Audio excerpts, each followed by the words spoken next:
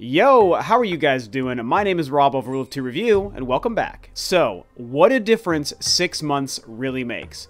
It is pretty insane how different the fortunes of the Nintendo Switch look right now compared to when the system was launching just over 6 months ago in early March of 2017. At that time, we didn't quite yet know what to expect for the future of the console, what to make of the library, so much of which we didn't even know about at that time. I think the only things anyone was really excited about was the sole fact that the hardware looked awesome because it was a new Nintendo piece of hardware, a new Nintendo console that was doing a weird, unique thing we'd never seen before, and of course the fact that Breath of the Wild was going to be launching alongside of it. So we were all so lucky to have a brand new, awesome-looking Nintendo console and an amazing brand new Zelda game to play all at the same time. And that was really great. I think it's probably going to go down as one of the most fantastic moments in gaming history, whether you are a Nintendo and a Zelda fan or even just a gamer. I think the launch of Nintendo Switch and Breath of the Wild, same day, same time, will literally be a monumental moment in gaming. Even in 10, 15, 20 years, we'll probably still be talking about that, and it's pretty cool if you think about it. But again, beyond that initial launch period and those couple of really awesome, exciting factors, it was still very mysterious what the future of the console was going to be. Of course, one of the big questions of many that you typically have going into the launch of a brand new piece of hardware from Nintendo is what is the library going to look like and what is the third-party support going to look like, because we've sadly seen a downhill trajectory of third-party support since the end of the GameCube's life, way back in 2005, 2006 era. And it's been really sad to see, and especially for myself, who is a huge Nintendo fan first and foremost, but somebody who absolutely loves all of the best third-party content and games and companies that are making all these great experiences throughout the industry. It's been sad to see because I would like to see some of the best third-party titles made available on whatever Nintendo platform. There were so many third-party multi-platform titles I wanted on my Switch, or on my Wii U, and there are definitely a lot of those that I have been wanting on my Switch as well. Too many Nintendo consoles, I can't even keep them straight. Either way, obviously you guys get the point that I'm trying to make. It would be really exciting to have been seeing a lot of these titles. With the Switch, the question was, well, Nintendo tells us that they've been working with third-party titles. They released a very famous infographic with like 97 different awesome developers that were shown to be partners with Nintendo and on the Switch and apparently have stuff in the works, and that seemed exciting. But in the first couple of months after launch, after a lot of us were finally starting to complete Zelda and look ahead to the future, we weren't seeing much. I mean, there was a handful of indie titles, and eventually in April we did, of course, get Mario Kart, but that, even out of itself, as great as it is, was only a remaster of a previous-gen game from literally just a couple of years ago. So what was going on there? Where are these titles? Where are these companies? Is this really just showing us that the same old Nintendo third-party problem is going to persist, even though most of us didn't want to see that happen? Of course, E3 was a really important event throughout this time as well, because that was a period where a lot of people expected to see a whole lot of third-party support announced and revealed, and myself included, and we did get some of that, which was great and super exciting, but maybe not as much as a lot of us wanted. And even for myself, walking away from that thinking it is absolutely one of Nintendo's strongest E3s that they've had in 5-10 years almost, I mean, I'm pretty much okay with that.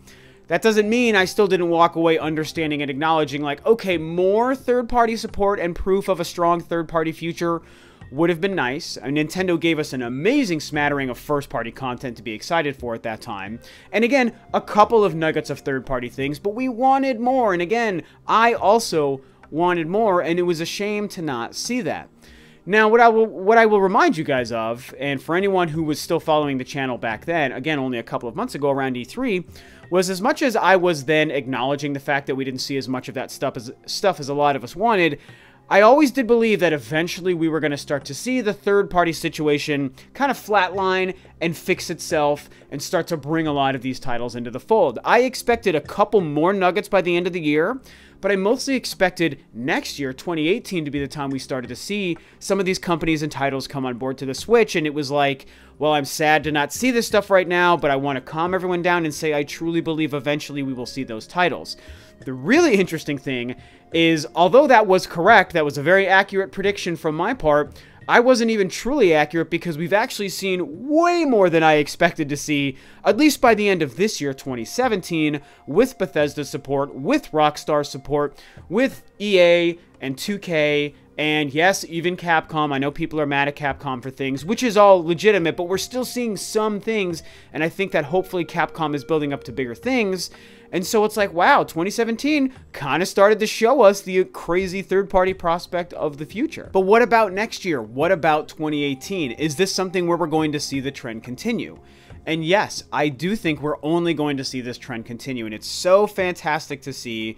I absolutely believe that the third-party future is going to be really bright in 2018. I think we're going to see a lot of key titles and franchises that a lot of us have been wondering about and waiting for and hoping or expecting to see. Some of them we haven't yet seen in 2017, despite the fact that companies are starting to throw a bunch of really awesome multi-platform games out there for Nintendo Switch owners to get excited for.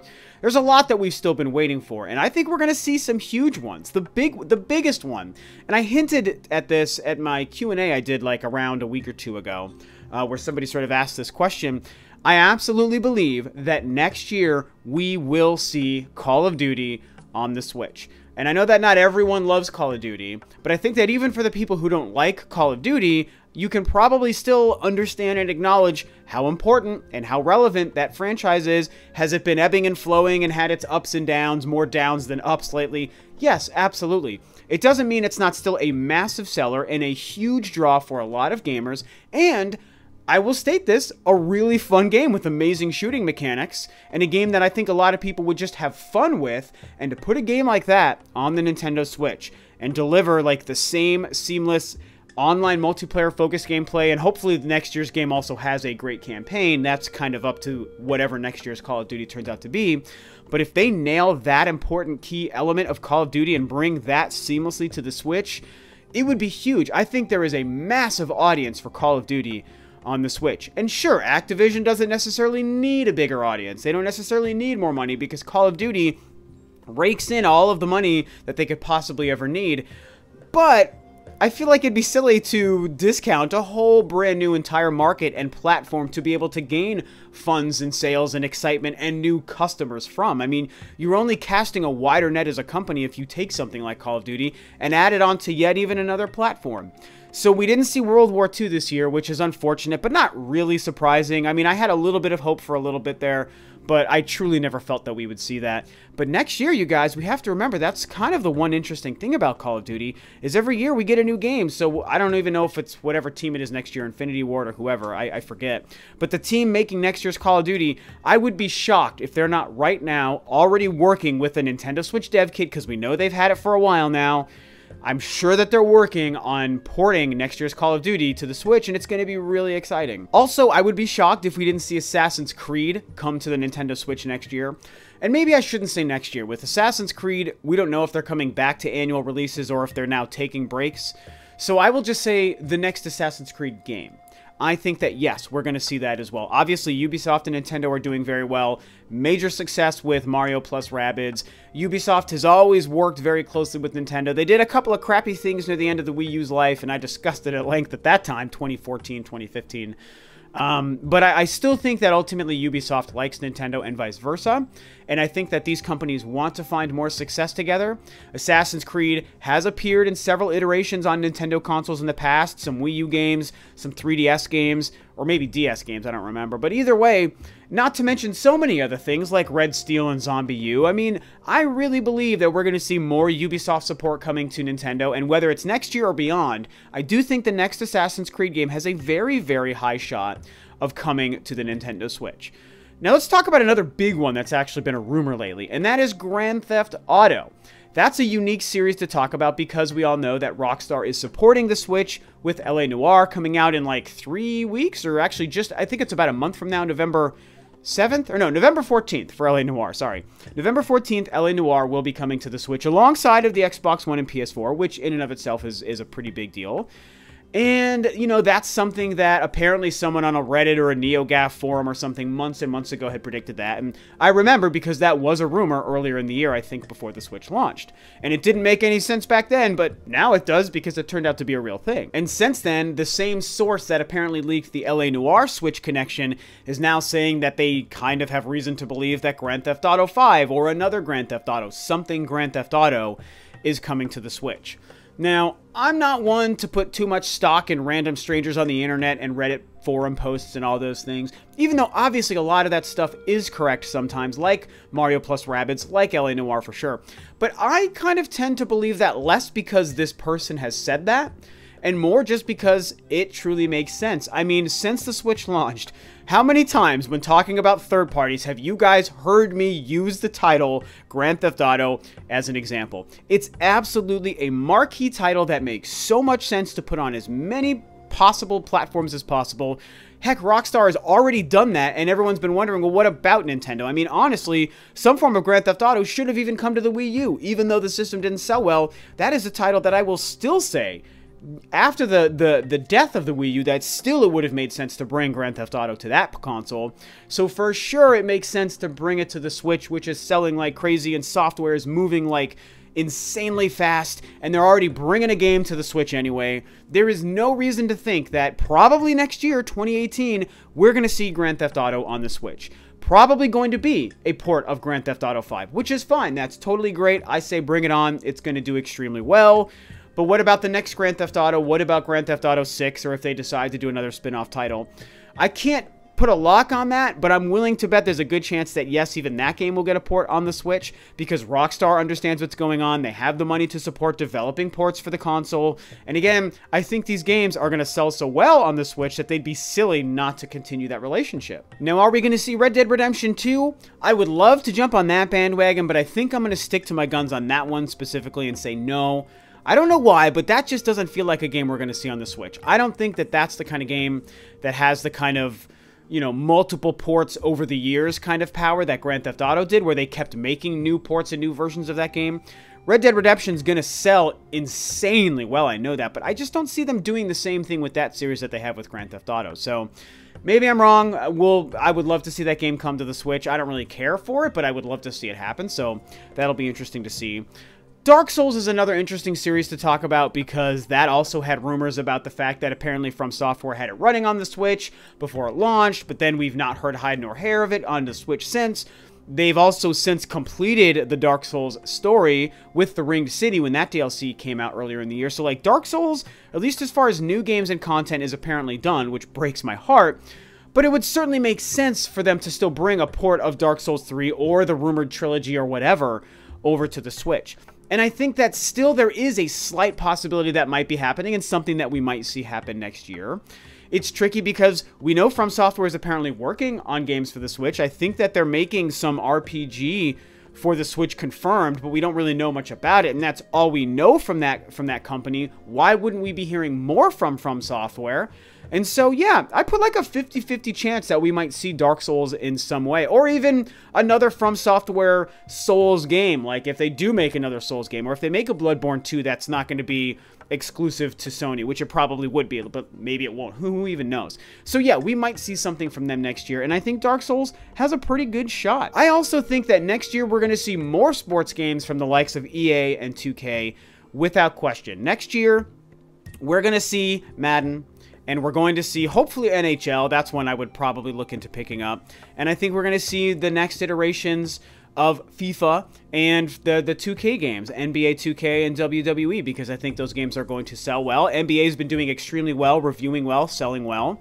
So I'm sure that they're like, yep, there's a market here. Good thing we caught on to it early. Let's make sure that we're releasing our new games every year on this platform. And I think that EA, I know FIFA is getting a mixed reaction and a mixed sales, and that's unfortunate to see.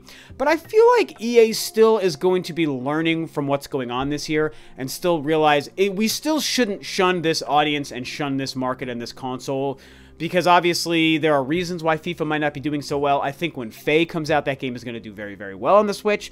And I feel like EA is learning its lessons, so we're going to see more from them, including sports games for sure. What about Overwatch?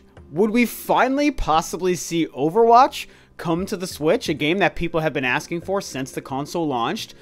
And I'm going to say that, yeah, I think I'm probably going out on a limb, and a lot of people may think I'm crazy, but I'm not ruling Overwatch out. I feel like what we've seen with Rocket League and what we've seen from Bethesda has kind of changed the way I look at certain games possibly making it to the console, and Overwatch is one of those titles.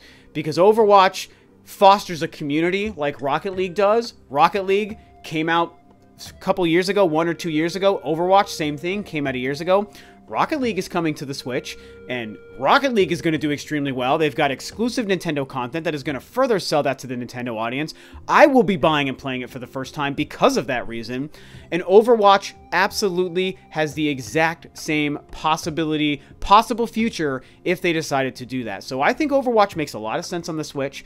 I think, again, because of the community it fosters, just like Rocket League. And if Rocket League is successful like I think it will be, that will show Blizzard, yeah, this kind of gameplay and this kind of community does exist on Nintendo's console, on the Switch. And so it'd be silly to ignore that, just like all these companies and all of these games. And because we're seeing very high-powered, fast-moving, graphically impressive shooters like Doom and Wolfenstein coming to the Switch, we can start to understand, well, you can also make these games run on the hardware of the Switch. It's obviously not as inept as some of the haters out there want to say. So yeah, I think that is a game and a title that Blizzard might see a huge opportunity for, and I think that they're probably working hard right now to make that game run on the Switch. And if Rocket League succeeds like I think it's going to, I think we have a very good shot at actually seeing Overwatch release on the Switch next year. 2 more quick ideas I want to mention before wrapping this video up. Other Bethesda games. I think Fallout, and I also think The Evil Within have a possible future on the Switch as well, in some form next year. Could we see Fallout 4 make it to the Switch? Yeah, I think that might be one of the things that Bethesda uses to fill the gap between its new games it's releasing soon and whatever it's making for the next round of new games that they're doing. So why not release a port of Fallout 4 on the Switch? Skyrim is going to do really, really well on the Switch, you guys. I absolutely think that game is going to be a success. And they're going to be like, yeah, there's a market for these kinds of games and that engine on the Switch. We obviously know we can make it work. Let's do the Fallout thing. It's going to do extremely well on the Switch as well, I believe. Evil Within, I could see them doing something. Oh, would they be this awesome to do this? To release an Evil Within 1 and 2 pack next year? That would be incredible. But more than likely, we'll probably see a re-release of just one of those games. Maybe they just start with the first game next year, or maybe they say, forget it, we'll just bring Evil Within 2 because it's our newest game. I mean, that's what they did with Wolfenstein. They're not re-releasing the first Wolfenstein, they're releasing Wolfenstein 2 on the Switch, even though the first one never came to Nintendo consoles. So I feel like they could do a variety of different things between Fallout and The Evil Within, but I think that once Wolfenstein comes out in hopefully still the first quarter of next year, we'll see them release some other games like those titles, re-release, I should say, on the Switch as well to fill that gap. And then Resident Evil. I think we're going to see more Resident Evil as well. I know, again, like I said in the beginning, Capcom is a weird controversy with Nintendo.